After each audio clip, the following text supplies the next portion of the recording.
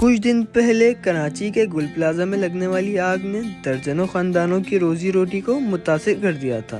دکانیں جل گئیں، سامان خاکسار ہو گیا، مگر امید ابھی باقی تھی۔ ایسے وقت میں کچھ ہاتھ مدد کے لیے آگے بڑھے۔ ریڈیسن بینکویٹ اور ہمدرد نے مل کر ایک خوبصورت اقدام اٹھایا، جہاں متاثر دکانداروں کو دوبارہ کھڑے ہونے کا موقع دیا۔ یہاں اس جگہ کو ایک چھوٹے سے بازار کی شکل دی گئی، جہاں گل پلازہ کے متاثرین اپنی اپنی شاپس لگا کر دوبارہ اپنا کام شروع کر رہے ہیں۔ ہر اسٹال کے پیچھے ایک کہانی ہے، ایک محنت ہے اور ایک نئی امید۔ یہ صرف شاپ نہیں ہے، یہ ان لوگوں کی ہمت اور حوصلے کی علامت ہے جو مشکل وقت کے باوجود ہار ماننے کے لیے تیار نہیں۔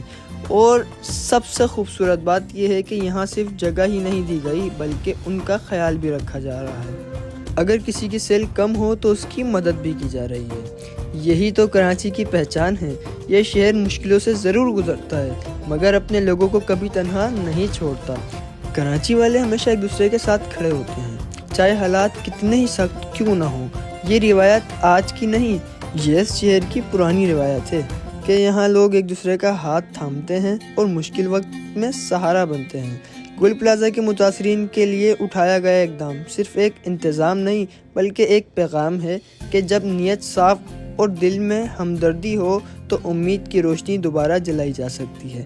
کراچی واقعی دل والوں کا شہر ہے، تو اپنے انداز میں ایکسپلور کریں۔ آ جاؤ، میں نے یہاں سارے اسٹال پر وزٹ کیا اور ساری چیزیں دیکھی۔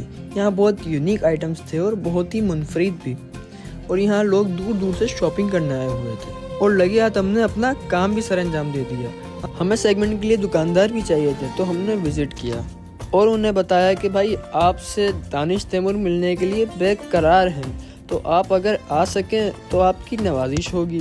ہم دونوں بھائی یہ ڈسکشن کرتے ہوئے تو ہمیں یہاں ٹوائے شاپ دکھی، اور یہاں بہت ہی خوبصورت ٹوائز ہیں اور یونیک گیجٹس بھی۔